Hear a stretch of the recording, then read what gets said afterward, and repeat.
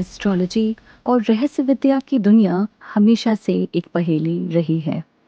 कहीं देवताओं के क्रोध के रूप, कहीं तंत्र मंत्र की शक्ति, तो कहीं ब्लैक मैजिक और वशीकरण जैसे गहन विषय। आज के इस एपिसोड में हम खोलने वाले हैं उन्हीं पर्दों को जहां एक तरफ हैं शिव के रौद्र और भैरव स्वरूप, तो दूसरी तरफ राक्षस और असुर जैसे अलौकिक तत्व। हम समझने की कोशिश करेंगे तंत्र और मंत्र के अंतर को, देवी तंत्र की महिमा और अघोरी साधना के विश्वास को। साथ ही बात होगी ब्लैक मैजिक, वशीकरण और इनके प्रभाव से बचाव के उपायों के बारे में। ये सफर होगा एक रहस्यमय यात्रा जहां सवाल भी गहन हैं और जवाब भी रोचक। तो चलिए शुरू करते हैं एस्ट्रोलॉजी और रहस्य शक्तियों के इस अनोखे संवाद को। Hello and welcome in this fresh episode of the Chai Daily podcast with me कल्पना सिंह, जहां हम मिलते हैं change makers and everyday legends. और हमारे साथ आज फिर हैं हर्ष द पॉजिटिव शर्मा 23।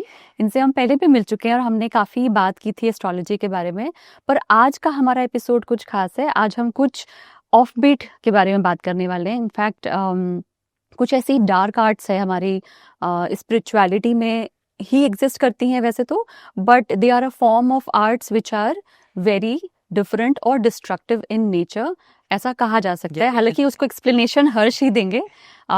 इससे पहले कि हम आगे बढ़े, चैनल को सब्सक्राइब और बेल बटन बजाना ना भूलें। तो हर्ष, शुरू करते हैं। सबसे पहले मेरा क्वेश्चन ये होगा कि कैसे हैं आप? मैं बिल्कुल ठीक हूँ। और चाय कैसी लगी आपको? बहुत अच्छी। तो पहला क्वेश्चन ये उठता है कि जो ये डार्क आर्ट्स हैं, आपने कुछ उसका नाम दिया अकल्ट साइंस। यस। तो इसका कॉन्सेप्ट कहाँ से शुरू हुआ, इसका बेस कहाँ से शुरू हुआ, या क्या फिलॉसफी है जो इसको सपोर्ट करती है? देखिए, अकल्ट साइंस जो है ना, बेसिकली अकल्ट के अंदर सारी चीजें वो आती है जो कि आप अगर पूजा पाठ करते हो, मंत्र जप करते हो, साधना करते हो, ध्यान करते हो, कुछ भी करते हो, वो सारी चीज अकल्ट के अंदर आती है। और आपका चार्ट वो सारी चीजें बताने की ताकत भी रखता है कि अकल्ट के अंदर आपको जाना है या नहीं। आपको सिर्फ वो वाली साइंस पढ़नी है जो स्कूल में पढ़ाई गई है, या फिर एक अलग तरीके की साइंस जिसको अकल्ट बोला जाता है वो पढ़नी है। तो इन जनरल इसका स्टार्टिंग तो यहीं से हो जाता है कि जब हम अपने घर में पूजा पाठ करने लगते हैं, बहुत ज़्यादा उसके अंदर जब जाने लगते हैं, तो आप कहीं ना कहीं अकल्ट के अंदर आपका जो नेचर है या फिर आपका कहीं ना कहीं टिल्ट होते जा रहे हो उधर की तरफ। ओके, एक्सट्रीम साइड बोल सकते हैं। हाँ, we can say extreme side में आप जा रहे हो। बिल्कुल, अकल्ट साइड जिसमें आप अपने दिन के कम से कम ये लगा लो कि मैक्सिमम टाइम आप अपना उसमें दे रहे हो, तो आप उसके अंदर कहीं ना कहीं कुछ चीजों को हासिल भी करते हो, जिसमें सिद्धियां भी मानी जाती है कि आपको सिद्धियां मिल रही है, आपकी एनर्जीज बहुत ज्यादा हो रही है, आपका ओरा क्लीन हो रहा है, आपका ओरा इनहेंस हो रहा है, आपके चक्रास जागृत हो रहे हैं। तो that is real occult science. Okay. तो इसमें कुछ ऐसा भी है कि जो रौद्र रूप हैं हमारे हिंदू बिलीफ सिस्टम में, जो हमारी कुछ डाइटीज हैं, कुछ ईश्वर जिनको हम मानते हैं, फॉर एग्जांपल शिवा का ही एक रूप है भैरव बाबा, हाँ जी, है ना। शिवा का ही एक रूप है रुद्र जिनको बोला जाता है। तो इनके, और फॉर एग्जांपल अगर हम माँ शक्ति की बात करें तो उनका एक रूप है माँ काली। हाँ जी। तो इनका कुछ खास रोल है इनका, मतलब तंत्र के अंदर या फिर इस टाइप की प्रैक्टिसेस के अंदर? देखो, जितने भी देवी देवता है ना, चाहे वो भगवान शिव हो, चाहे माँ काली हो, या फिर कोई भी भगवान हो, उनका रोल तंत्र मंत्र में, पूजा पाठ में, सभी में रहता है। लेकिन इन जनरल अगर आप स्पेसिफिक पूछ रहे हो तो हाँ, माँ काली ने ही तंत्र को कहीं ना कहीं जागृत करा था। उनका बीज मंत्र है, बहुत ज्यादा जल्दी चीजों को फलित कर देता है। और रही बात शिव जी की, तो उन्होंने ही माँ पार्वती को तंत्र का ज्ञान दिया था, और वो भी दुनिया से सबसे छुपा के एक अलग एकांत जगह पर ले जाकर उन्होंने सारी विद्याएं माँ को सिखाई थी। और क्योंकि वो माँ पार्वती ने सीखी थी, इसीलिए माँ पार्वती ही माँ काली बनी। उन्हीं का जो रौद्र रूप बना वो काली। हाँ जी, तो उन्होंने ही फिर उस चीज को बहुत आगे करा। अब रही बात, जैसे आपने बोला कि रौद्र रूप की, तो शिव जी का ही एक रूप है रौद्र रूप, जिसको हम भैरव बोलते हैं। तो भैरव भी बहुत तरीके के हैं। भैरव को आप अनंत तरीकों से भी जान सकते हो, उनके नाम भी अलग अलग है। क्रोध भैरव, उन्मत्त भैरव और स्वर्णाकर्षण भैरव। तो भैरव भी बहुत तरीके के हैं।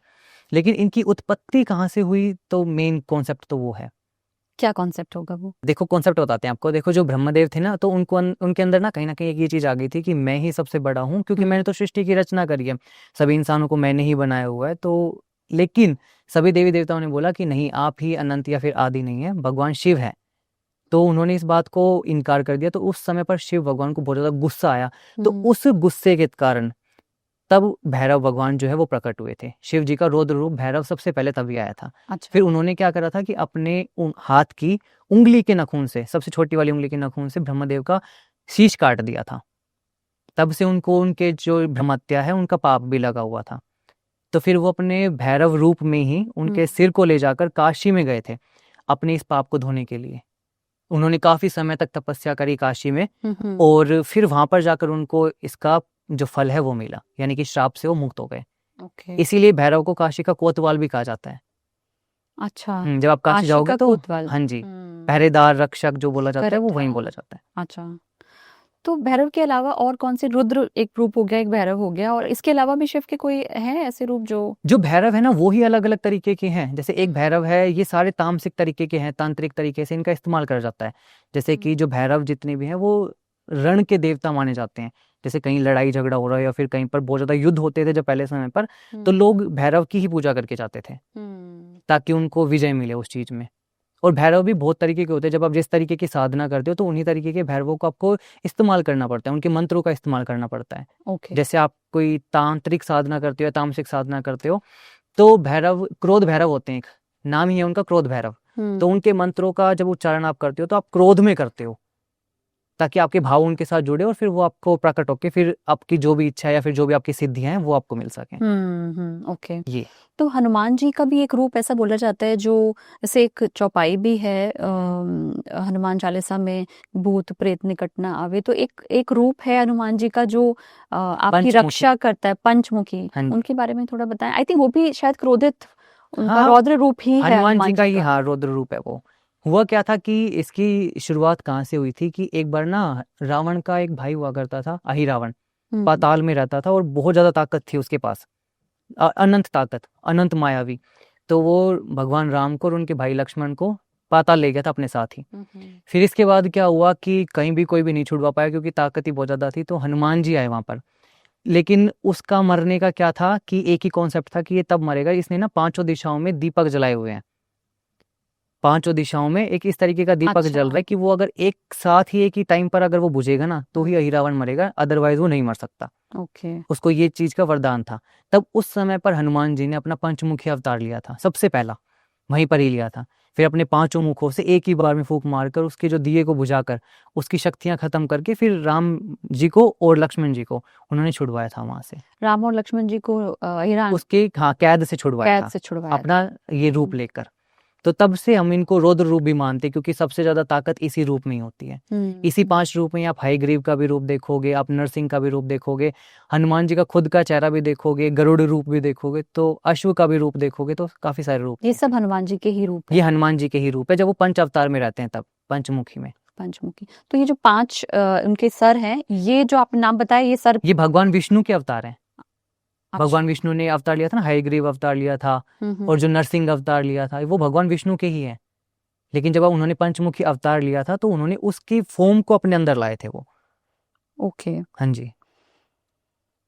तो हमारे यहाँ मंदिर है ऐसे जहाँ पे इनकी पूजा की, मतलब मैंने बहुत कम देखा है। पंचमुखी हनुमान जी? पंचमुखी हनुमान तो मैंने बहुत कम देखा ही नहीं है इनफैक्ट। नहीं, हर जगह होते हैं। तो आप अगर कभी किसी आओगे सब मंदिर रेवाड़ी में पे तो होते आपको हैं? दिखाएंगे, बहुत ज्यादा है। सब मंदिर में होते हैं? नहीं, समंदर में नहीं होते, हर जगह पर आपको आसपास में जरूर मिलेंगे। जैसे अच्छा। आपको रंग बट वो कॉमन नहीं है, मतलब सब जगह नहीं पाए जाते, ऐसा मुझे ऐसा मेरा मानना है, मतलब मेरा ऑब्जर्वेशन है। नहीं, शायद आप गए नहीं हो इतने जगह पर मंदिरों में, इसलिए वो अच्छा। हर जगह मिलते हैं आपको, हर जगह। Okay okay.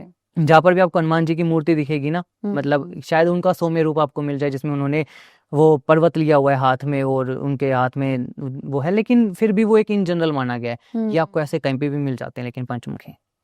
तो जैसे हम ये डिस्ट्रक्टिव एनर्जीज की बात कर रहे हैं, डिस्ट्रक्टिव फॉर्म हो गई एक तरह से, है ना? तो उसमें आते हैं एक असुर और एक आते हैं राक्षस। हाँ जी। इनमें क्या फर्क होता है?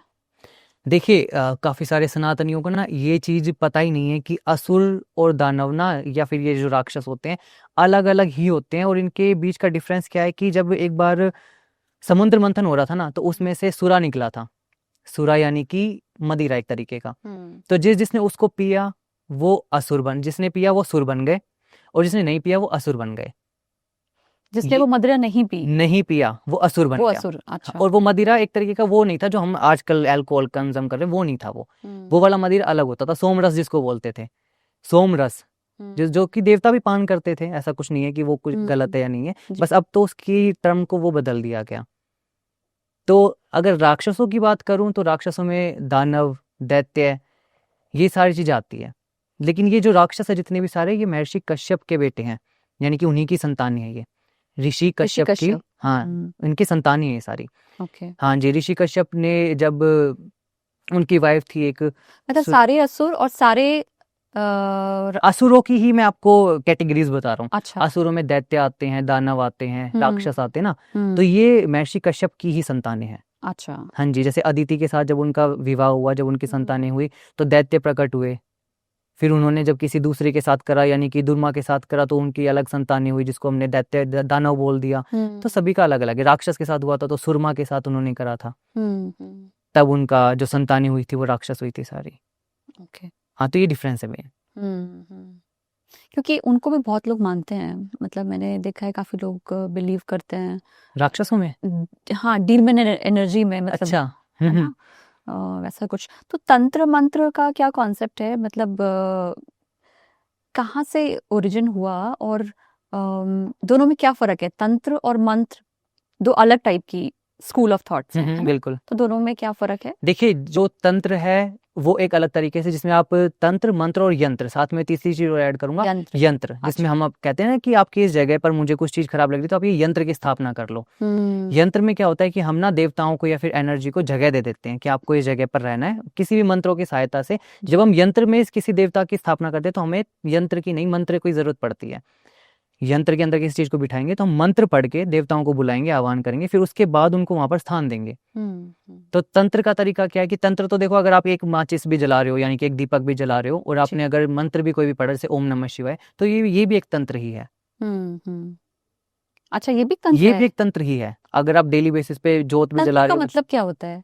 तंत्र का मतलब ये होता है कि आप अपनी एनर्जी को किसी दूसरी एनर्जी के साथ एक इनविजिबल फॉर्म में कनेक्ट कर रहे हो, यानी कि आपका भाव, और वो भाव आपका, जैसे अभी मैं बैठा हुआ हूं तो मेरा भाव आ रहा है, लेकिन उस भाव को मैं इस मटेरियल वर्ल्ड में कैसे दिखा रहा हूँ, वो तंत्र है। किस तरीके से, क्या माध्यम वो बन रहा है, वो तंत्र है। मेरे दिमाग में तो तंत्र के नाम से आता था कि मतलब कुछ काला जादू, टोटका। हाँ, जनरल यही आता है। हाँ। नहीं, तंत्र देखो स्टार्टिंग इसकी यहीं से हुई थी, लेकिन लोगों ने जो इसको बनाया है ना आगे जाके बहुत बुरा, मिस इंटरप्रिटेशन। तो हाँ डेफिनेटली, तो कहीं ना कहीं दिक्कत वहां पर आ गई। अगर इन जनरल में बताऊं कि अगर एक इंसान पूजा पाठ, पहले के लोग हवन नहीं करते थे, यज्ञ भी करते थे, कितने बड़े बड़े ऋषि मुनि होते थे, वो भी तो यज्ञ करते थे जी। तो वो भी एक तंत्र ही था, जिसके हमने सात्विक और फिर तामसिक दो नाम देने पड़े बाद में, कि जब आप किसी अच्छे कल्याण के लिए कर रहे हो उस चीज को तो वो सात्विक है, प्रवृत्ति के हिसाब से। अगर राक्षसों ने उसका इस्तेमाल करा तो उन्होंने तांत्रिक या तामसिक तरीके से करा, इसलिए वो काला जादू बन गया, ऐसा। तो बेसिकली क्या इंटेंशन से कर रहे हैं उस पर डिपेंड, वो मैटर करता है, बिल्कुल। और एक होता है देवी तंत्र, वो क्या चीज होती है? देवी तंत्र यानी कि आप किसी भी देवीय ऊर्जाओं को, यानी कि जो माँ काली है या फिर कोई भी देवियां ऊर्जा, जैसे कि माँ बगलामुखी हो गई, अगर उनके प्रति कोई तंत्र की क्रिया कर रहे हो तो वो देवी तंत्र कहलाता है। उनके विधान अलग होते हैं, पूजा के पाठ के नियम अलग होते हैं, वो देवी तंत्र होता है। क्योंकि अब इनको नाम काली तंत्र क्यों दिया गया, देवी तंत्र ही क्यों दिया गया? क्योंकि तंत्र मंत्र की जितनी भी ज्ञान था वो भगवान शिव ने उनको दिया था, माता पार्वती को, पूरा का पूरा ज्ञान, और खुद फिर शून्य हो गए थे कि मैंने जो कुछ भी सीखा या फिर जो कुछ भी है अब आप ये आप संभालोगे, मैं अब जा रहा हूँ ध्यान में। तभी से वो सदाशिव भी बने कि वो ध्यान की मुद्रा में ही रहते हैं हमेशा। शिव का आपने एक रूप देखा होगा ना कि जिसमें वो हमेशा अपने ध्यान में ही लीन रहते हैं। करेक्ट। कोयम्बटूर में जो उनकी बहुत बड़ी सी, हाँ, वही, उनको सदाशिव ही बोलते हैं। सदाशिव ना, ब्लैक कलर का आपने देखा होगा ना जी, उनको, वही है। ओके। तो माँ काली, सो आप थोड़ा सा बताना, ब्लैक मैजिक पीसी में आता है? ब्लैक मैजिक देखो, अगर आप मैजिक को ब्लैक बोलोगे या तंत्र को ब्लैक बोलोगे तो वो इंटेंशन होगी। फिर से अगर मैं बोलूँ तो अच्छा, वो एक कैटेगरी हो गई। हाँ, व्हाइट मैजिक और ब्लैक मैजिक दोनों अलग अलग है आपकी कैटेगरी के हिसाब से या फिर आपके इंटेंशन के हिसाब से। दोनों आप एक्सप्लेन करोगे, white magic and black? White मैंने पहली बार सुना है, ब्लैक तो बहुत अच्छा है। नहीं, अगर ब्लैक मैजिक को ही अगर मैं अच्छे तरीके से, यानी कि मेरे पास कोई क्रिया है या फिर मेरे पास कोई साधना है या फिर मेरे पास भगवान का आशीर्वाद है, मान लो कि मैंने पूजा पाठ करा, बहुत ज़्यादा जप करे और उनसे प्रसन्न होके मेरे को देवताओं ने आशीर्वाद दे दिया, किसी ने भी मेरे को सिद्धियाँ मिल गई, मतलब मुझे कि मैं किसी भी इंसान को देख के उसके बारे में जान सकता हूँ, आगे पीछे का सब कुछ और अभी वो क्या कर रहा है सब कुछ, ये मुझे मिल गया। यानी कि मान लो मैंने आपको हाथ में एक चाकू दे दिया, अब उस चाकू से आपने सेब काटोगे, फल काटोगे या फिर उस चाकू से आप किसी का मर्डर करोगे जाके, तो वो आपके ऊपर है। This is white and black difference, okay. कि उसमें अगर आप लोगों का भला कर रहे हो उस ऊर्जाओं से, तो वो आपके लिए व्हाइट मैजिक है। पहले यही तो करते थे लोगों का भला। वशीकरण का कितना कॉन्सेप्ट सुना है ना आपने कि वशीकरण है, ये पहले अच्छाई के लिए ही होता था। अच्छा, हाँ, अभी तो सुनते से बिल्कुल नेगेटिव फीलिंग आती है, लोग जैसे बात करते हैं इसके बारे में, नहीं वशीकरण के बारे में। पहले के टाइम पे ऐसा होता था कि जानवर ना, जैसे लोग कुटिया में रहते थे या फिर जंगलों में ही रहते थे लोग, हाँ, तो कहीं बड़े बड़े जानवर उनकी कुटिया पर आकर हमला ना कर दे या फिर ये ना कर दे, तो जानवरों को वश में करने के लिए ये क्रियाएं करी जाती थी, ओह, ताकि वो उस जगह के आसपास में या फिर उन जगहों पर दोबारा कभी आए ही ना। अच्छा, यहाँ से शुरुआत हुई थी। एक क्रिया आपने सुनी होगी, मारण क्रिया। अभी सुनते ऐसा लग रहा होगा कि बहुत ज्यादा नेगेटिव है, कि किसी को हाँ, मारने की बात हो रही है। बिल्कुल। ये भी सात्विक तरीके से ही आई थी। तंत्र को आपके लिए दिया ही इसलिए गया था कि ताकि आप लोगों की मदद कर सको। तो मदद इस तरीके, मारण क्रिया में कैसे किसी की मदद हो सकती है, होगी मारण के लिए तो किसी को नुकसान मारने के पहुंचाने लिए। के लिए ही होगी। लेकिन इसके लिए कैसे था कि अगर मान लो कोई इंसान बहुत ज्यादा बीमार है, आपका ही कोई नियर डियर है जो बहुत ही ज्यादा बीमार है, आप उसको तड़पते हुए नहीं देखना चाहते, लेकिन उसकी सिचुएशन कुछ ऐसी है कि उसको अभी भी 2-3 महीने कुछ जीने पड़ेंगे, अपने कर्म जो है वो भोग के जाने पड़ेंगे बेड पर ही, जिसमें वो कुछ भी सुन नहीं पा रहा, समझ नहीं पा रहा, पीड़ा में है।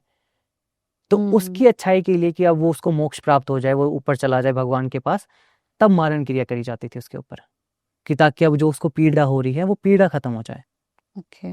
कितने टाइप की क्रियाएं होती हैं तंत्र में? बहुत सारी, मारण, उच्चाटन, स्तंभन, बहुत सारी क्रियाएं होती है।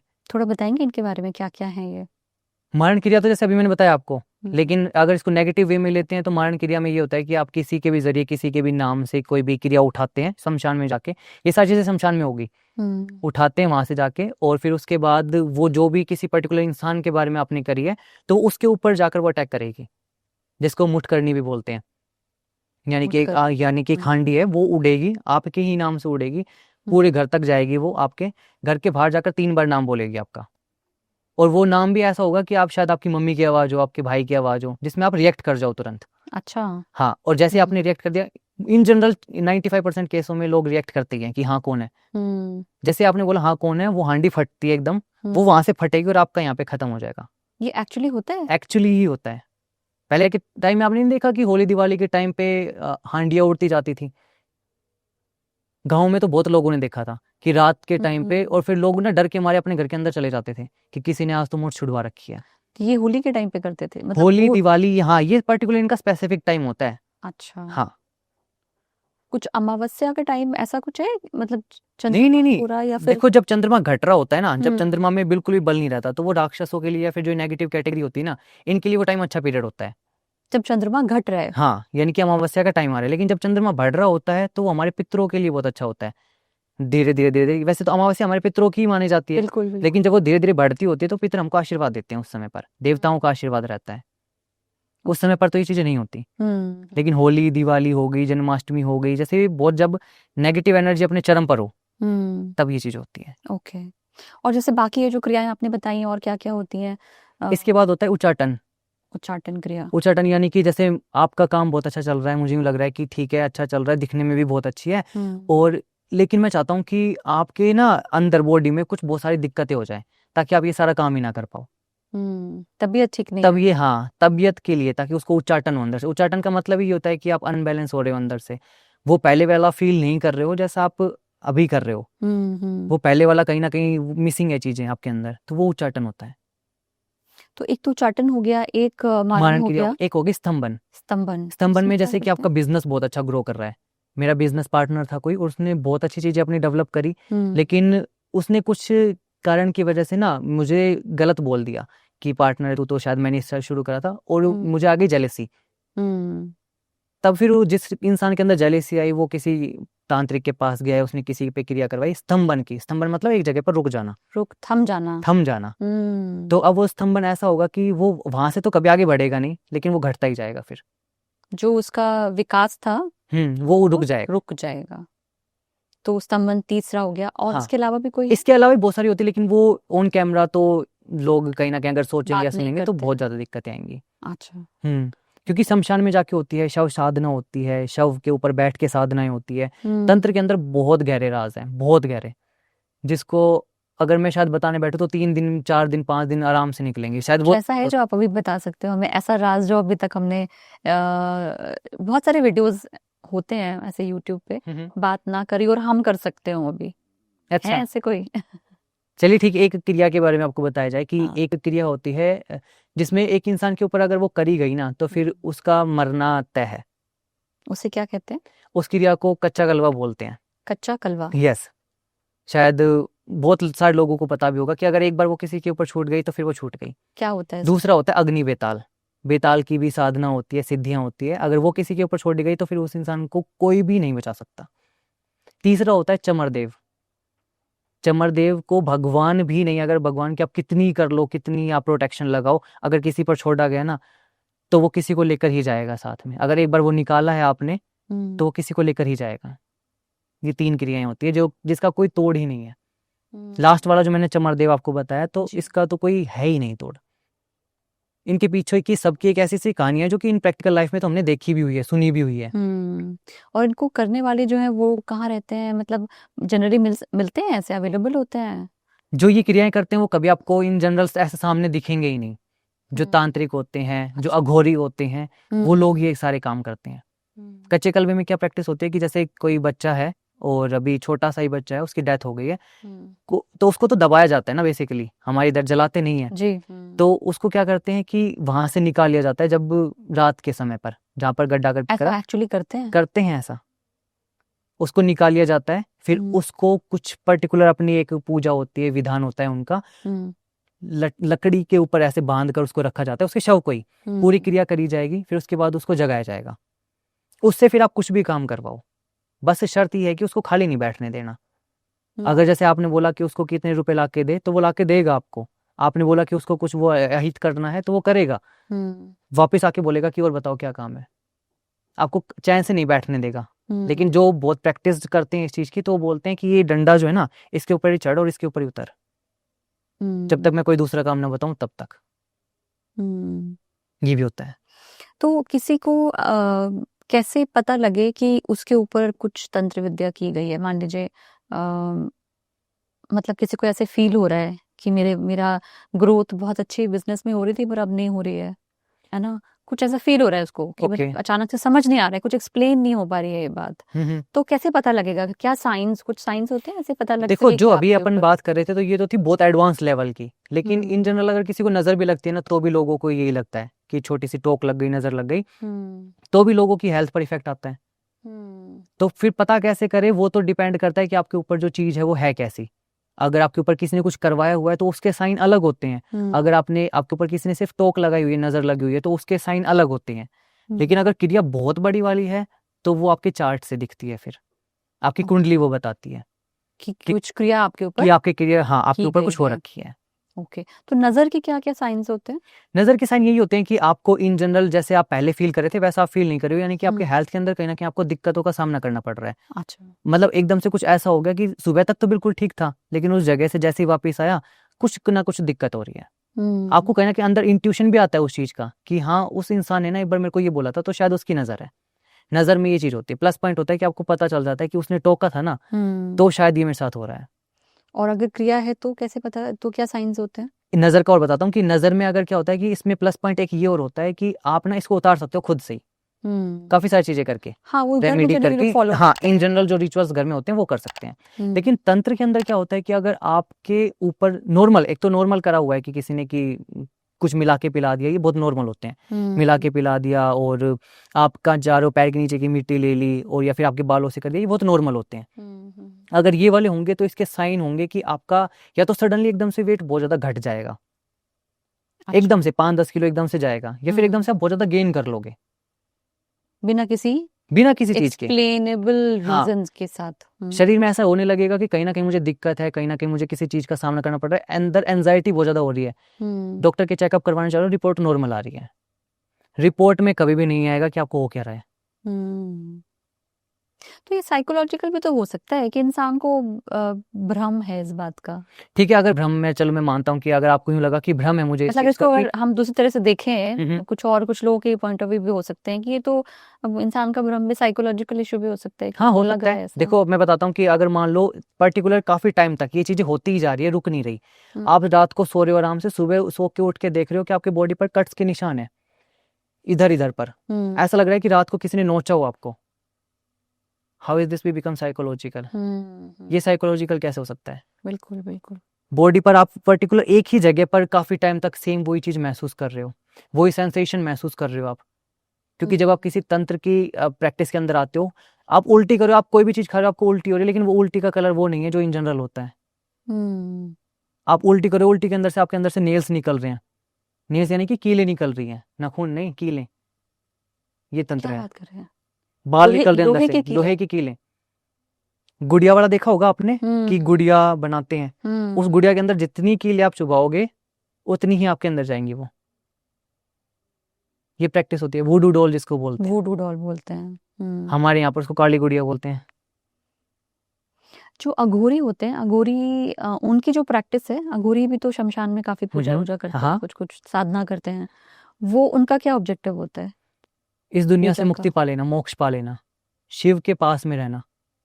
क्योंकि भगवान शिव का एक रूप अघोर रूप भी तो है, हम्म, अघोरी है ना वो एक। तो उन्होंने क्या था, जब भी एक अघोरी अपने अघोर संप्रदाय में आता है, यानी कि उनकी कैटेगरी में आता है, तो वो सबसे पहले अपने जब भी गुरु से बात करता है, फिर गुरु से दीक्षा लेता है, तो वो इस समाज का मोह छोड़ता है सबसे पहले। उसको 7 दिनों तक, 7 रातों तक शमशान के अंदर रहना पड़ता है, बिना कुछ बोले, बिना कुछ करे, बिना कुछ खाए, बिना कुछ पिए। क्योंकि सबसे पहले उसको अपने डर के ऊपर विजय पानी पड़ती है। इस समाज का फिर मोह छूट जाता है। कभी आपने किसी अघोरी को देखा होगा कि मुझे बहुत बड़ी गाड़ी चाहिए, अघोरी पूरे भस्म में लिपटा हुआ है और गाड़ी चला रहा है? कभी नहीं देखा। हाँ, कभी नहीं। क्योंकि उनके अंदर ये चीज़ है ही नहीं। उन्होंने खुद को, जो खुद ही शमशान में रह रहे हैं, जंगलों में इतनी बीहड़ में रह रहे हैं, उन लोगों को क्या ही चाहिए। लेकिन उनका इंटेंशन अच्छा होता है। लेकिन कुछ होते हैं कि वहाँ से सीख लिया उन्होंने, क्रियाएं सीख ली है, अघोर तंत्र से सीख लिया चीज़ें, फिर वो अब कर रहे हैं लोगों के गलत के लिए। बहुत सारे लोग जहाँ पर पॉजिटिव है वहाँ पर नेगेटिव भी तो है। कोई स्टोरी है, आपने कभी, आपका इनकाउंटर हुआ है कभी किसी नहीं, अघोरी बाबा से? नहीं, कभी भी नहीं। इनकाउंटर नहीं हुआ है? कोई ऐसी कहानी हो जो? नहीं, अघोरी की तो बहुत सारी कहानियां होती है कि अगर आपने उनकी क्रिया के बीच में, अगर आपने उनको डिस्टर्ब कर दिया, तो फिर वो कहते हैं कि वो मांस खाते हैं। किसका मांस खाते हैं? जलती हुई चिताओं में से निकाल कर। क्योंकि वो खुद ऐसे कुछ भी चीजें नहीं खा पाते। वो हवा खा, मतलब वो ऐसे अगर मिट्टी लेंगे तो मिट्टी खाएंगे ना, तो उनको भी वो स्वाद आएगा जैसे आप वो सेब खा रहा हो। हवा में से कुछ भी चीजें बना देना और उसको खा लेना। क्योंकि उनकी एनर्जीज बहुत हाई लेवल की होती है, बहुत ही हाई लेवल की। उनके पास कितनी तो सिद्धियां ही होती है, पता नहीं। जैसे लास्ट टाइम जब अपना पॉडकास्ट हुआ था, तो मैंने आपको बताया था डार्क एनर्जी के बारे में कि ओरा रीडिंग होती है, कि मैं कुछ में से नहीं देख पा रहा था, कि या तो उसने शायद ओरा अपना लॉक करा हुआ होगा। तो ओरा लॉक में क्या होता है कि ओरा में ना, जैसे इनके पास कुछ शक्तियां होती है या फिर कुछ ऐसी चीज होती है कि अपने ओरा को भी, और अगर आप चाहोगे तो आपके ओरा को भी ये लॉक कर सकते हैं, कि आपके ओरा को कोई भी नहीं देख पाएगा कि आपने क्या चीज करी हुई है, आपके साथ क्या चीज चल रही है, कुछ भी नहीं, कोई देख ही नहीं पाएगा। तो इनके पास ताकतें बहुत होती है। अब इंटेंशन मैटर करता है कि इंटेंशन इनका अच्छा है या बुरा है, वो मैटर करता है। और वशीकरण, वशीकरण की भी आपने थोड़ी सी बीच में बात करी थी, उसके बारे में थोड़ा डिटेल में बताइए। वशीकरण कैसे किया जाता है, और क्या ये सिर्फ किसी को डिस्ट्रॉय करने के लिए या किसी को नुकसान पहुंचाने के लिए होता है, या फिर उस किसी कुछ अच्छे इंटेंशन से भी करते हैं? अच्छा इंटेंशन तो मैं सिर्फ वशीकरण को एक ही टर्म पे बोलूंगा, जब जो कि मैं लोगों के लिए कहीं ना कहीं परफॉर्म भी करता हूँ, जो कि मुझे यूँ लगता है कि हाँ कर देना चाहिए। कब? जब शादीशुदा है, शादी के कम से कम 7-8 साल हो गए हैं, 2-3 बच्चे भी हैं, अब कहीं ना कहीं कुछ सिचुएशन ऐसी आ गई है कि पति का कहीं ना कहीं बाहर कहीं अफेयर चल रहा है। और अब क्या हो गया है कि वाइफ जो है बहुत ही कहीं ज्यादा, बहुत ज्यादा दिक्कत में है, रोती हुई। जब वो फोन करती है कंसल्टेंसी की, जब कॉल आती है उन लोगों की, तब सुनते हुए एक कहते हैं कि आत्मा बाहर आने को हो जाती है। जब जिस तरीके से वो दहाड़ कर वो अपनी चीजें बताती है ना, कि मैं मेरे बच्चों का क्या करूंगी, इतने टाइम से वो आ ही नहीं रहे हैं, मुझे मायके में छोड़ा हुआ है, और दूसरी शादी करने को हो रहे हैं, उनके साथ घूमते हैं, सब कुछ करते हैं, और हमारा क्या होगा अब, छोटे छोटे बच्चे, इनको स्कूल में नहीं भेज पा रही हूँ। तो उस जगह पर करना मुझे बहुत अच्छा लगता है, और मुझे ये भी लगता है कि हाँ मुझे कर देना चाहिए।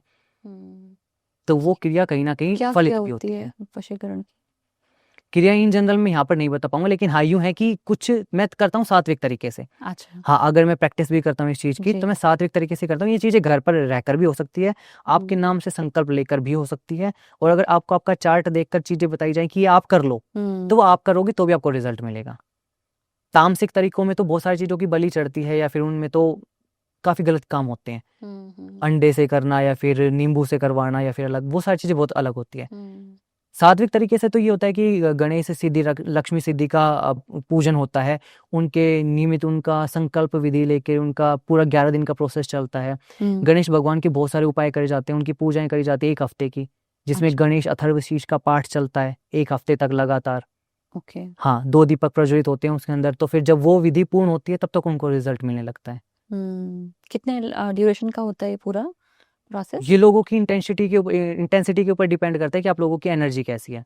अगर मान लो आप जब तब बहुत ज़्यादा करते हो, पूजा पाठ बहुत अच्छे से करते हो, और अगर आप ये काम कर रहे हो अपने किसी के लिए, तो वो आपको बहुत जल्दी रिजल्ट दे देगा। लेकिन एक वाइफ है जिसका फ़ोन आया है कि वो पूजा पाठ तो कुछ करती ही नहीं है, कहीं ना कहीं बस अपने फैमिली में ही ध्यान लगाती है और कुछ भी नहीं करती, तो उसको शायद रिजल्ट आने में टाइम लग जाए, मैक्सिमम 15-20 दिन लग जाए, लेकिन रिजल्ट मिलता ज़रूर है, क्योंकि रिजल्ट में आपके भाव मैटर करते हैं। अगर आपने ये सोच लिया ना कि जैसे मुझे ये उपाय बताया, इन्होंने बताया और इसका मुझे रिजल्ट मिल गया, साइकोलॉजिकली मान लो या फिर इसको मैनिफेस्टेशन मान लो कि मुझे ये रिजल्ट मिल गया, तो 70% आपको वही रिजल्ट मिल जाता है। 30% फिर आपका जो रिचुअल रहता है, जो क्रिया रहती है, वो चलती है। और what about black magic? Exist करता है? होता है? होता है, होता है। होता है। आपने काफ़ी सारे तो वीडियोस भी आजकल बहुत वायरल हो रही है कि जिसमें हीरो हीरोइन के ऊपर से, मतलब पीछे बहुत ज़्यादा पब्लिक क्राउड एरिया था, उसके सिर के ऊपर कुछ डाल दिया, हीरोइन के ऊपर बहुत ज़्यादा भीड़ भड़क्के में किसी के ऊपर पीछे से कुछ चुभा दिया, और वो उसके मतलब ब्लड का सैंपल ले गए, एक तरीके से कुछ राख थी वो उसके सिर के ऊपर डाल दी, फिर उसके बाद से उनका करियर नहीं चला। बहुत सारी वीडियोस वायरल हो रही है। तो ये ब्लैक मैजिक का ये पार्ट ब्लैक है। मैजिक है, इतने ऊपर लेवल तक लोग कर रहे हैं कि उनके ऊपर तक जाकर कर रहे हैं, सोचो। जनरली लोगों का ये परसेप्शन होता है कि ब्लैक मैजिक इन सब चीज़ों में बहुत लोअर तबके के लोग या मिडिल क्लास लोअर, जो बहुत मतलब जो परेशान लोग हैं, बट जो फेमस पर्सनालिटीज हैं वो लोग नहीं वो बिलीव नहीं करती हैं, ऐसा लोगों का परसेप्शन है। ओके। कितना सही है ये? तो उन लोगों को ये बताइए कि जो अंबानी की फैमिली है वो लोग क्या क्या करते हैं। करते हैं। बहुत सारी चीज़ें रिचुअल्स करते हैं वो लोग। आपने एक शायद मैच चल रहा था, आईपीएल था, पता नहीं कौन सा था, उसके अंदर नीता अंबानी भी गई हुई थी, तो वो तो बहुत सारे रिचुअल्स करती है। और एकता कपूर देखा होगा आपने, जो सीरियल बनाती है, उनके तो हाथों में आपने देखा होगा कि कितनी सारी चीज़ें पहन के रखती हैं, एक पर्टिकुलर टाइम पर, नक्षत्र पर और पर्टिकुलर चीज़ देखकर ही अपने सीरियल को रिलीज करती है। और क्या क्या रिचुअल्स वो करती होंगी अपने ओरा को प्रोटेक्ट करने के लिए, सोचो। नीता अंबानी का एक वो चीज़ देखी होगी ना आपने, ऐसे करके वो हाथ में यूं कुछ करती है, वो भी एक ब्लैक मैजिक है एक तरीके का, अपने ओरा को क्लीन करने के लिए, प्रोटेक्ट करने के लिए। बहुत सारी चीज़ें करती हैं वो तो, ऐसे पीछे से ऐसे घुमा के और ये करके, मतलब इन्होंने अपने आज्ञा चक्र को इधर से लेके और पूरे नीचे एरिया में ऐसे लेकर जाते हैं, फिर यूं घुमाती है, मतलब अपने ओरा को उन्होंने क्या कर दिया, बैलेंस कर दिया, लॉक कर दिया। करती हैं वो वीडियोस, आप कभी देखोगे तो ध्यान से देखना इन चीजों को। नोटिस नहीं किया अभी तक, अब मैं करूंगी। अब आप आपने नोटिस बताया करना। या क्योंकि जनरली तो हम लोग ऐसे स्क्रीन पे जो दिख रहा है, मतलब वो कई बार मैच वैच में जैसे आते हैं T20 आईपीएल वगैरह में कुछ कुछ, तो स्क्रीन पे आप देखते हो कि शायद क्या पता ऐसे करके वो चीयर कर रही हो किसी को, मतलब वही सोच लेते हैं ऐसे ना कौन आप। चीयर करता है सोचो आप। लेकिन कुछ इन जनरल ऐसा लगता है ना कि बट आपके हिसाब से वो जो प्रोसेस है जो उन्होंने किया वो एक रिचुअल है, है वो। क्योंकि आप जानते हो तो हाँ, आपने आइडेंटिफाई मुद्राएं किया। होती है ये, जैसे आपने हम माँ काली की बात करें तो माँ काली की ये मुद्रा होती है, इधर से इसको इस तरीके से बांध दिया जाता है। ये भी मैंने देखा है। हाँ, ये माँ काली की मुद्रा होती है।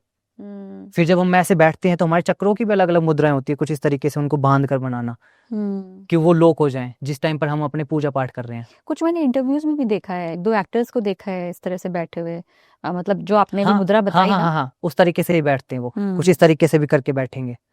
हाँ, तो ये उन लोगों का है अपना अपना तरीका। कुछ लोग ये वाला साइन बनाकर जरूर बैठते हैं, मतलब जब आप कभी देखोगे तो ऐसे जरूर बैठेंगे यूं करके कुछ टाइम के लिए। तो वो भी है अपनी एनर्जी को क्लीन करने के लिए, यानी कि जैसे अगर मान लो मुझे ऐसा लग रहा है कि मैं आपके साथ बात कर रहा हूँ ना, तो मेरी एनर्जी कहीं ना कहीं ड्रेन हो रही है, तो अब ऐसा तो है नहीं कि तुरंत मैं जाऊंगा, मैं सोल्ट बाथ लूंगा या फिर मैं कॉफी बाथ लूंगा। करेक्ट। तो इन छोटी छोटी चीजों के लिए लोगों को पता होता है। तो जो लोग ये सोचते हैं कि ये सिर्फ मिडिल तबके के लोग करते हैं या फिर सेलिब्रिटीज नहीं करते हैं। सेलिब्रिटी नहीं करते। मैंने कहीं तो सुना था कि इंदिरा गांधी भी बहुत बिलीव करती थी, बहुत ज्यादा बिलीव करती थी। तो उन लोगों को एक बार शायद फिर मायोंग चले जाना चाहिए। अपनी आपकी अब लास्ट टाइम पे बात हुई थी ना जी। कि मायोंग एक ऐसी जगह है असम के अंदर जहाँ पर बूढ़ा मायोंग, एक तो मायोंग है और एक बूढ़ा मायोंग है, अंदर जाके वहां पर ये सारी चीज प्रैक्टिस होती है, जहाँ पर इंसान को तुरंत ऐसे चुटकियों में बकरी भेड़ बना लिया जाता है। क्या बात कर रहे हैं? हाँ, एक युद्ध हुआ था बहुत पहले, किसी फॉरेन कंट्री के साथ कोई युद्ध हुआ था, तो यहाँ के इंडिया के कोई राजा हुआ करते थे, इन भारत देश में ही थे, तो उन्होंने वहाँ की जो बूढ़ा मायोंग है वहाँ के लोगों से मदद ली थी उन्होंने, अच्छा। कि अब मेरा शायद इस समय पर जीतना मुश्किल है, अब आप मेरी मदद करो, क्योंकि सेना बहुत बड़ी आ रही थी उधर से। तो मायोंग के लोगों ने क्या करा, एक ऐसी अदृश्य दीवार बना दी कि वो लोग वहां से वापस आ ही नहीं पाए, यानी कि उन्होंने ऐसी दीवार खींची अपने ही जादू से, तंत्र से, कि वो लोग उस दीवार में ही गायब हो गए, दिखे ही नहीं। ये कोई ट्राइब है वहाँ की जो हाँ, करती है? ट्राइब ही है वो। ट्राइब? पुराने लोग वहां पर। अब तो लोग इन जनरल ये खुल के आने लग गया सामने, तो वो लोगों की भलाई के लिए भी करते हैं, लोगों को सिखाते भी हैं वो लोग ये प्रैक्टिस। पानी के अंदर कैसे आप देख सकते हो कि आपके आगे आने वाले टाइम में क्या होगा। जो एक वो होता है ना, एक वो कांच का सा बॉक्स होता है, आपने देखा होगा कि कांच होता है एक गोल गोल सा, हाँ उसके जी। अंदर हम फ्यूचर को देख पाते हैं, तो वो सारी प्रैक्टिसेस वहां पर भी होती हैं। वहाँ पे होती हैं। थोड़ा सा सुपरस्टिशन के बारे में बात करें। सुपरस्टिशन जैसे होता है कि उनमें कितना सच है? मतलब जैसे तंत्र वंत्र में अब जैसे आपने बताया तो मुझे कुछ लॉजिक दिखा कि किस तरह से प्रोसेस करते हैं।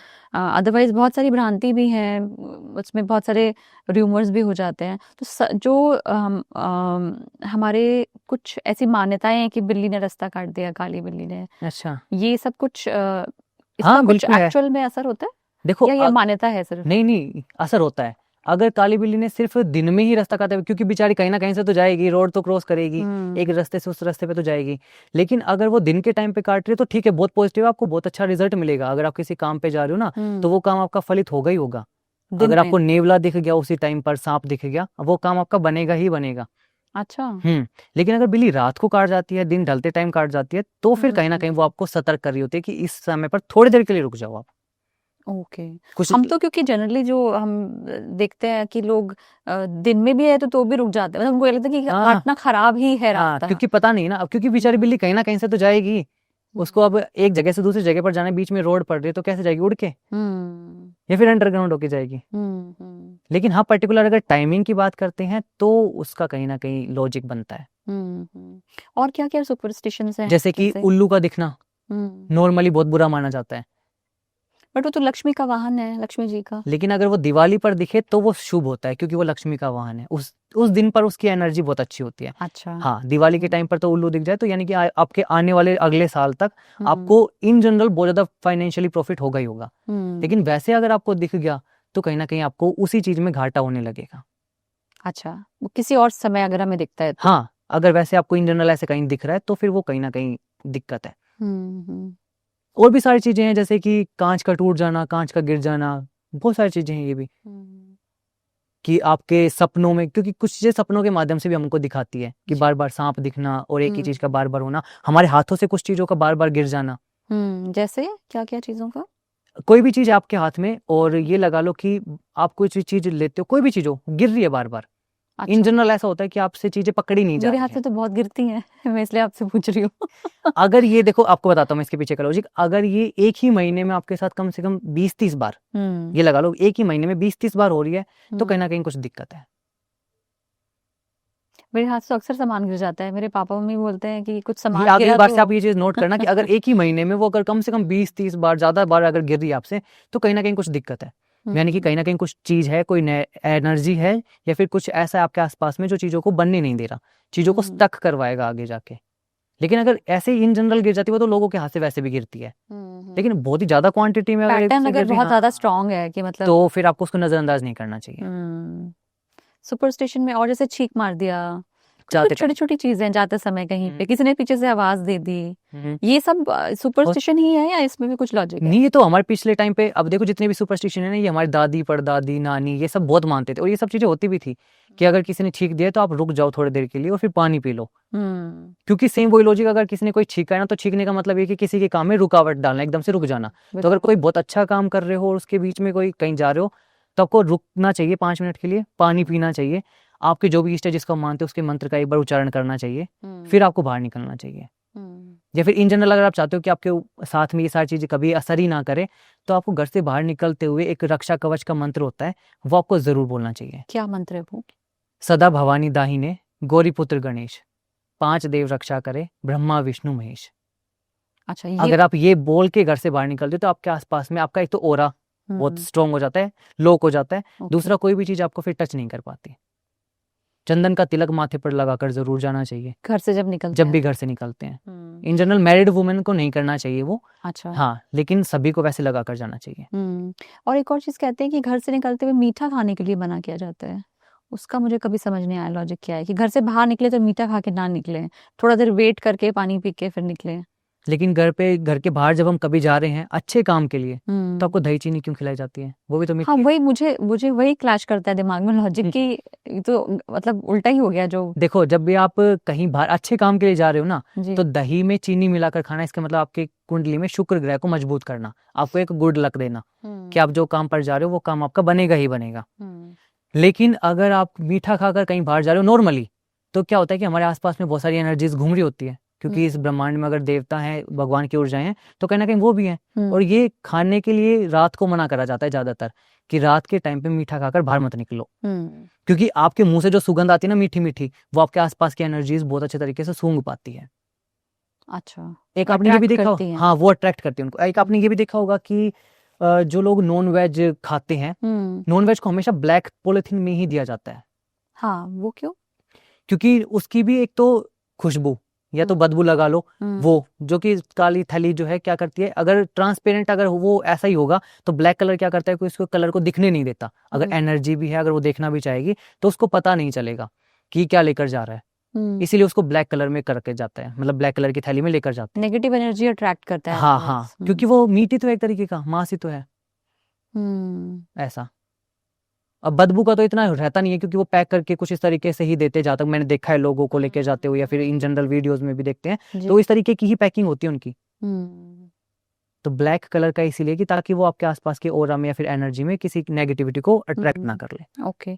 और जैसे ब्लैक मैजिक की, मैं एक बार फिर से ब्लैक मैजिक पे वापस जा रही हूँ कि किन्हीं लोगों को जैसे लगता है कि कुछ उनके साथ ऐसा किया गया, जैसे प्रॉब्लम फिजिकली हो रही है, कहीं दर्द है, कुछ इसका एक्सप्लेनेशन नहीं है, डॉक्टर नहीं समझ पा रहे, तो कुछ तरीका होता है इसको काटने का या उसको कुछ क्योर करने का, कि अगर हुआ, अगर आपको शक लग रहा है ऐसा कि तो सबसे पहले तो शक को यकीन में बदलना चाहिए ना, कि आपका जो शक है कि वो है या नहीं है, पहले वो चीज करते हैं।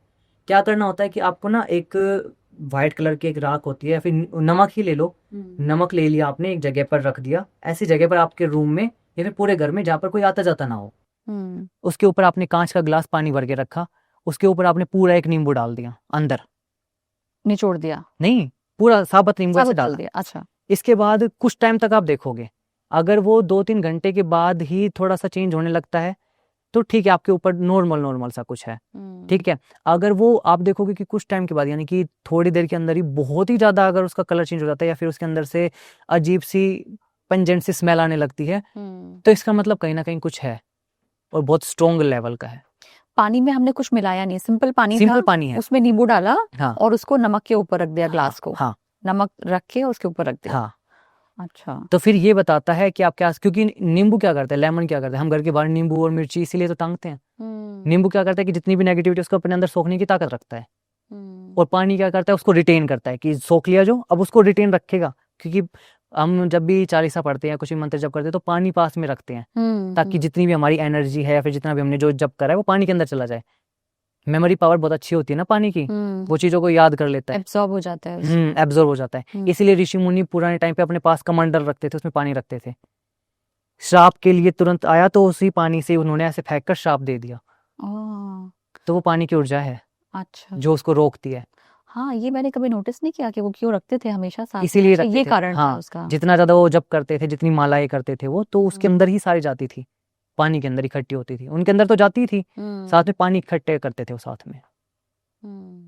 इसलिए जब भी कभी पूजा पाठ करते तो अपने आसपास में पानी तो जरूर रखना चाहिए, जरूर रखना चाहिए। और फिर उस पानी को या तो घर में छिड़काव करना चाहिए या उसको खुद पी लेना चाहिए। और आपके जैसे मैंने नोटिस किया है कई बार, आप रास्ते बाहर निकले रास्ते पे तो नींबू मिर्ची पड़ा होता है कहीं पे, ये सुपरस्टिशन वाली बात होती है। हाँ बिल्कुल। तो कई बार कहते हैं कि उसको क्रॉस नहीं करना है, क्रॉस कर जाएंगे तो अच्छा नहीं होता आपके लिए, गलती से पैर मेरा एक दो बार ऐसे गलती से पड़ गया तो मुझे तो बहुत डांट पड़ी घर पे आके पेरेंट्स से कि मैं छोटा बच्चा होती थी तब। तो ये भी कुछ ऐसा होता है उसमें देखो अगर आपके लॉजिक है? आपके घर पे कभी नींबू मिर्ची आपने बाहर टांगी है? नहीं, हमारे यहाँ तो नहीं कभी टंगा। देखा है आपने किसी के टंगा हुआ नींबू मिर्ची? नहीं। नहीं टंगा देखा?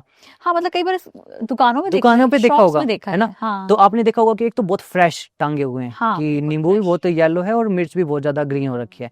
किसी जगह पर आप देखते हो कि नींबू बिल्कुल ही सिकुड़ चुका है और मिर्ची बिल्कुल लाल होकर खराब होने को हो गई है। अगर आपको आपके रास्ते में वो वाली जो दूसरा मैंने बताया था कि अगर नींबू बिल्कुल पीला हो रखा है और मिर्ची लाल हो रखी है बिल्कुल ही खराब सी, वो पड़ी हुई मिल जाए, उसके ऊपर से पैर चला जाए या कुछ भी व्हीकल चला जाए तो कुछ भी नहीं होता। अच्छा, क्योंकि अगर जितने फ्रेश है तो? फ्रेश है तो बिल्कुल हो सकता है, क्योंकि जो नेगेटिव जो बिल्कुल ही डैमेज था पहले वाला नींबू, तो उसने तो सारी एनर्जी सोख ली है, खत्म हो गया वो उसका काम। जितनी भी नेगेटिविटी थी वो उसके अंदर हो गई, अब चली गई वो खत्म। जितनी सोखनी थी उसने सोख ली। लेकिन जो अभी भी वो जो पड़ा हुआ है वो कहीं ना कहीं की तो एनर्जी सोखेगा ही, और वो नेगेटिव ही सोखेगा, पॉजिटिव तो सोख नहीं सकता। और जो फ्रेश है उसके ऊपर अगर आप गुजर जाते हैं या पैर रख देते हैं तो हाँ वो तो उसी का ही, हाँ उसको तो आपको ठीक नहीं फिर है। हाँ वो ठीक नहीं है। नहीं तो अगर इन जनरल कोई पुराना सा पड़ा हुआ है तो उसके ऊपर भी अगर चलेगा तो कोई दिक्कत नहीं है। तो मुझे तो ध्यान आ रहा है मैं फ्रेश वाले पे तभी पेरेंट्स हैं बहुत नहीं, डांट लेकिन फिर पड़ी भी वो थी। आपका ऑरा डिपेंड करता है। अगर मान लो आप बहुत ज्यादा पूजा पाठ करते हो, जब करते हो, तो ये चीजें आपके ऊपर कुछ भी नहीं करती। लेकिन हाँ आपके घर तक तो आती है। क्या पता आपका ऑरा बहुत ज्यादा स्ट्रॉन्ग हो, आपके घर का पूरा ऑरा वीक हो, आपके घर में किसी और का ऑरा वीक हो, तो फिर वो उनको कहीं ना कहीं हार्म करने का हार्म काम कर सकता है। ऑरा के मामले में तो मुझे ऐसा लगता है कि काफी स्ट्रांग है मेरा। बट हाँ, मतलब कई बार आप ऐसे लॉजिक ढूंढना चाहते हो ना कि ये ऐसा हाँ क्यों हाँ करते बिल्कुल, हर चीजों के पीछे का लॉजिक होता ही होता है। हम्म ये सिर्फ एक जैसे इसी इंटरेस्ट ने ही मुझे इस एस्ट्रोलॉजी के अंदर धकेल दिया हम्म कि ये चीज क्यों होती है, क्या होता है। जब घर पे बैठ के खाना खाते थे, कभी बेड पर अगर गलती से बैठ गए तो बोला जाता था नहीं नहीं नहीं नीचे बैठ के ही खाओ, मुंह जो तुम्हारा होना चाहिए वो पूर्व दिशा की तरफ ही होना चाहिए, दक्षिण की तरफ मुंह करके भी नहीं खाना खाना खाते है। हुए। हाँ खाना खाते हुए अच्छा। सबके पीछे का एक अलग अलग लॉजिक था। अच्छा, और खाना जमीन पे क्यों खाते हैं? अपने मंगल को स्ट्रॉन्ग करने के लिए क्योंकि पहले जमाने में तो जमीन पे ही खाते जमीन थे। पे ही खाते थे। वो लंगर लगा के हाँ पूजा में भी जब होता है तो वो तब भी नीचे ही लंगर नीचे लगाया करते जाता है। हाँ, आपकी कुंडली के मंगल ग्रह को मजबूत करने के लिए, ताकि आपके अंदर एंगर के जितने भी इश्यूज हैं, यानी कि जो गुस्सा वगैरह होता है वो ना आए। खाना खाने से पहले उसको धन्यवाद करा जाता है, ग्रेटिट्यूड दिखाया जाता है उस चीज को लेकर, हम थैंकफुल होते हैं, हम हाथ जोड़ते हैं। कुछ ब्राह्मण तो करते हैं कि हाथ में पानी लिया फिर उसको ऐसे घुमाया चारों तरफ, वो उनकी एक अलग विधि होती है कि पंच तत्वों को धन्यवाद करते हैं वो। कुछ लोग पहले सोते भी धरती पे ही थे, तो पहले के लोग डाउन टू अर्थ भी हुआ करते थे। अब लोग जब बेड पर बैठकर खाना शुरू कर दिया लोगों ने, तो अपनी कुंडली के 12वें घर को उन्होंने जागृत कर दिया। यानी कि एकदम से ऐसी न्यूज आती है सडनली कि अब खर्चा बहुत ज्यादा हो गया, पैसे कहीं ना कहीं ऐसे जैसे पैसा जितनी तेजी से आ नहीं रहा उतनी तेजी से जा रहा है, कैश फ्लो कहीं ना कहीं वो इस वजह से होता है जब आप बेड पर बैठकर खाना शुरू करते हो तब। क्योंकि डाइनिंग टेबल का कॉन्सेप्ट तो इंडिया में कभी भी नहीं कभी था, भी था हमारे ही नहीं। कल्चर के हिसाब से तो कभी भी नहीं था। लेकिन अगर डाइनिंग पर भी बैठकर खा रहे हो तो वो भी चलो ठीक है, लेकिन पूरी फैमिली के साथ फिर बैठकर खाओ। अच्छा। हाँ, आप अगर फैमिली के साथ बैठकर खाते हो तो आपकी कुंडली का दूसरा ग्रह मजबूत होता है। अगर 12वां घर आपकी कुंडली में खर्चे का है तो दूसरा घर आपकी कुंडली में बैंक बैलेंस का है। ओके। 11th हाउस है जो आप पैसे को स्टोर कर रहे हो वो वाला। दूसरा 11वां और 12वां ये कुंडली के घर होते हैं। अच्छा, दूसरा 11वां और 12वां। 12वां ओके, तो खाना अगर डाइनिंग टेबल पे खाते हैं साथ में सबके साथ फैमिली सब बैठ के एक साथ खाएं। हाँ, क्योंकि दूसरा घर हमारे परिवार का भी होता है, कुटुंब का भी होता है, फैमिली का भी होता है, इसलिए ये कुछ सारे मुझे लगता है हमारे इंडियन बिलीफ सिस्टम में बहुत कुछ ऐसा था जो पीछे छूट गया कहीं ना छूट कहीं। गया पीछे। डाइनिंग टेबल वाला भी बहुत रीसेंट आया है, मतलब रीसेंट इन द सेंस 25 साल में भी 30 साल और अब उसकी अलग अलग वैरायटी भी बना रहे हैं ना लोग, डाइनिंग की भी अलग अलग वैरायटी, कोई अलग शेप में, कोई अलग शेप में, कोई अलग अलग तरीके से। देखा है मैंने कि डाइनिंग तो मैंने ऐसा भी देखा हुआ है कि जिसमें बहुत ही नीचे की तरफ, हालांकि धरती पर नहीं बैठेंगे लेकिन बहुत ही छोटा सा डाइनिंग बनाकर सभी ऐसे बैठकर खाएंगे। एक तरह से वो भी ठीक है, मतलब अगर आप जमीन पे बैठे हैं और टेबल थोड़ी सी ऊंची कर लिए वो भी ठीक है। खाना आपकी थाली तो नहीं बैठी ना जमीन पर। हाँ, थाली तो ऑफ कोर्स वो टेबल पे है। हाँ वही, इसीलिए तो आपके हिसाब से टेबल जो है वो नहीं होना चाहिए, प्लेट जो है वो हाँ वो धरती पर होनी चाहिए। लेकिन अगर डाइनिंग पर खा रहे हो, प्लेट अगर आपके ऊपर भी है कोई बात नहीं, क्योंकि जब हम रेस्टोरेंट में जाते हैं कहीं पर भी तो फिर वहां पर कैसे कर पाएंगे ये सारी चीजें, थोड़ा ऑकवर्ड भी लगेगा अगर आप वहां पर बैठ के नीचे खाओगे तो। क्लास पर आ जाती है, सो कॉल्ड की क्लास ऐसे अजीब सी दिख रही है, तो वो उस टाइम पर आपको फैमिली के साथ में या फिर जितना गेट टुगेदर हो वो करना चाहिए वहां पर। ओके। और आपको कभी ऐसा लगा कि जैसे मुझे लगा कि कुछ चीजें नजर लग जाती है, आपको कभी फील होता है ऐसे नजर लग गई मुझे या कुछ? हाँ, होता है। पर्सनली आपको ऐसा फील होता है? जो लोग ज़्यादा पूजा पाठ करते हैं ना, उन लोगों को एक तो पूर्णिमा के आसपास के समय पर, एक अमावस्या के आसपास के समय पर चीज़ें सताती है, दिक्कतें करती है, जो ज्यादा पूजा पाठ करते हैं उन लोगों को। अच्छा। पूर्णिमा के टाइम का और अमावस्या के टाइम के आसपास का, उस समय पर नज़र उतरवा ली जाती है। कुछ लोग अपनी मम्मी से नज़र उतरवाते हैं, मेरी मम्मी नहीं उतारती कभी भी मेरी। किस वजह से, क्या रीजन है? क्योंकि जो माता होती है हमारी, जो मम्मी होती है, वो जी। हमारी कुंडली में चंद्रमा का प्रतीक होती है। अच्छा। और चंद्रमा होता है शीतलता, मधुरता का प्रतीक। आप कितनी नज़र उतरवाओ, मम्मी की नज़र तो आपको लगेगी ही लगेगी। अच्छा। जिसकी नज़र आपको खुद ही लग जाती है, वो नज़र नहीं उतार सकती कभी भी। अच्छा, इसके तो पीछे का ये मम्मी, लॉजिक लेकिन है। हमारे यहाँ तो मम्मी उतारती है। नहीं, वो इसीलिए वो उतरती भी नहीं है नज़र। नज़र हमेशा या तो पापा से उतरवाई जाती है, या क्योंकि भाई आपके बहन पिता, हाँ कोई भी। हाँ, क्योंकि आपके पिताजी आपके सूर्य के कारक होते हैं। कुंडली में सूर्य जो है वो आपके अच्छा। पिता का कारक है। ओह, तो हम तो गलत करते आ रहे हैं फिर, मतलब जो हमारे लोगों को तो ट्रेडिशन ये नहीं चलता आ पता रहा कि है। नज़र कैसे उतारते हैं। असलियत में तो लोगों को ये है कि कैसे लोगों को, उतारते हैं? अच्छा, आप बताइए। आप बताइए मुझे, मैं पूछता हूँ आपसे कि आप कैसे उतरवाते हो घर तो में, हमारे यहाँ तो जैसे मम्मी क्या करती थी कि वो नमक मम्मी लेती थी हाथ से और बच्चे के ऊपर वारा। अच्छा ये बताइए कितनी बार वारा, और ये मुझे ध्यान नहीं है ऐसे, बट मेरे ख्याल से 8 बार कुछ ऐसे करती थी, शायद 8 या 11 है कुछ तो ऐसे। अच्छा ठीक। बट क्या सही तरीका क्या है आपके हिसाब से? देखो, अगर नमक से करा जा रहा है तो नमक को 7 बार उतारा करा जाता है, 7 बार, और वो भी एंटी क्लॉकवाइज। अच्छा। हाँ, एंटी क्लॉक तो मुझे याद हाँ, है। एंटी क्लॉकवाइज करा जाता है, 7 बार करा जाता है, और 1 बार करा जाता है क्लॉकवाइज। अच्छा, लास्ट वाला। हाँ, फिर बाद में उसको टैप वाटर चला के उसके अंदर उसको ड्रेन कर दिया जाता है। ठीक है। एक तो ये होता है नमक तो का। ये हो गया। ठीक है, इन जनरल जो सभी के घरों में होता है वो होता है तेल की बाती बनाकर। आपके शायद होता होगा ये भी। नहीं, ये मैंने नहीं सुना है। नहीं सुना? तेल की बात होती है कि रुई की आप बाती बनाते हो लंबी सारी, उसके अंदर आपने तेल डाला, यानी कि तेल उसके अंदर भर लिया पूरा, फिर आपके ऊपर से सेम वही क्लॉकवाइज, इसमें क्लॉकवाइज होता है 7 बार, 1 बार एंटी क्लॉकवाइज होता है। अच्छा, ठीक है। और नजर भी सेम मैंने बताया कि मम्मी से नहीं उतरेगी, आपको जैसे दूसरे से उतरवाना पड़ेगा। फिर आपने क्या करा कि आपने उसको जलाया किसी लटकती हुई जगह पर। ऐसे जलाना है कि वो लटकती हुई जगह पर हो। अच्छा। हाँ, नीचे आपने रखना है पानी का कोई पात्र, यानी कि जिसके अंदर पानी हो। ठीक है। आपने उसको जलाया, वो नीचे गिरेगी। ठीक है। वैसे तो इन जनरल अगर किसी की नजर नहीं होगी ना, तो फिर वो वैसे के वैसे ऊपर की ऊपर ही जल जाएगी, नीचे गिरेगी ही नहीं वो। अच्छा, बाती टपकती है वो। हाँ, जैसे जैसे आपने जलाया तो वो नीचे टपकने लगेगी। अब वो टपक धीरे धीरे धीरे रही है या फिर बहुत तेजी से रही है, तो वो इंटेंसिटी मैटर करती है कि आपके ऊपर जो नजर लगे वो किस तरीके की लगे। रुई की बात ही आप कह रहे हैं ना? हाँ, रुई की बात। उसको तेल में हमने डुबो रखा है और उसको जला दिया है, फिर तेल में से डुबो के आपने निकाला है बाहर। बिल्कुल। और ठीक फिर है। उसको वारने के बाद, हाँ, है ना, उसके बाद आपने उसको लटका दिया किसी जगह पर। ठीक है। या फिर हमारे होता है ना हैंडल होता है बट उसमें डोर पर, हाँ, तो उस पर आपने करा। ठीक है। उसको लटकाने के बाद आपने नीचे पानी का बर्तन रख दिया। ठीक है। बर्तन रखने के बाद फिर आपने उसको जला देना है। ठीक है, जल गया वो। जब वो अगर नजर नहीं होगी ना, तो फिर वो ऐसे कैसे ही जल जाएगा, ओके। नीचे तक कुछ भी नहीं गिरेगा। और अगर नजर हुई हुई, नजर, तो जो तेल है उसका, हाँ, जो पूरा आग है ना वो ही नीचे गिरेगी, एक एक करके, एक एक करके, ऐसे बूंद बूंद, जैसे पानी की बूंद गिरती ना, हाँ, ऐसे ही वो गिरेगी। ओके। वो पानी के उसे बर्तन में गिरेगी। हाँ, आपको छन छन की आवाज भी आएगी जब वो नीचे गिरेगी ना, तो जितनी तेज आवाज आएगी उतनी तेज इंटेंसिटी की आपके ऊपर नजर थी। फिर जब वो पूरी जल जाती है तो उसको फिर चप्पलों से पीटा भी जाता है। जैसे पूरा जल गया, बाती नीचे रखी, फिर आपको चप्पल से उसको मारना भी होता है। ओके। हाँ, तो दूसरा तरीका होगा। हाँ, ये हमारी नानी दादी मम्मी और ये तो सब करते थे। तो हाँ, और तीसरा तरीका एक बने, मुझे चप्पल होगा, वो तो नॉर्मल है कि चप्पल से, चप्पलों का भी होता है। हाँ, वो सुखाना। हाँ, चप्पल सुंघाने का भी, चप्पलों को पटकने का भी, कि आपके ऊपर से उतारा फिर बाहर जाकर उसको पटक दिया। पटकते हैं, करेक्ट। और एक होता है मिर्च का, सूखी मिर्च से वार के उसको जलाते हैं, तो उसमें स्मेल आती है, मतलब जो उसका झांस बोलते हैं ना। हाँ हाँ हाँ, मिर्च अगर उसमें धसका नहीं आया, का आया या नहीं हाँ आया। हाँ, तो वो बताता है आपको। सरसों के भी होता है, राई के दानों से भी होता है, बहुत सारी चीजों से नजर उतारी जाती है। तो ये राइट तरीका है बताने का। हाँ, आगे से ऐसे उतरवाना है आपने। हमारे तो मम्मी उतार दिया करती थी। जो नजर नहीं, की लग जा रही है। अब देखो ना, ये तो फायदा मिलता है कि जब आप ऐसे फैमिली में हो और आपको जब सारी चीजें पता है, तो फैमिली वाले बताते हैं कि नहीं, ऐसी चीजें नहीं करनी है। शाम के टाइम पे घर में से अब झाड़ू नहीं लगेगी। अब तो शाम के टाइम 7-8 बज गए, इसके बाद खाना नहीं खाना है, 7 बजे दिन छिप गया, खाना नहीं खाना है, रात के टाइम सोने से पहले दूध नहीं लेना है, बहुत सारी चीजें बताती हैं। और अगर मेरे घर पर आकर आप कभी बैठोगे तो आप ये कहोगे कि शायद मैं दोबारा आऊं ही ना कभी।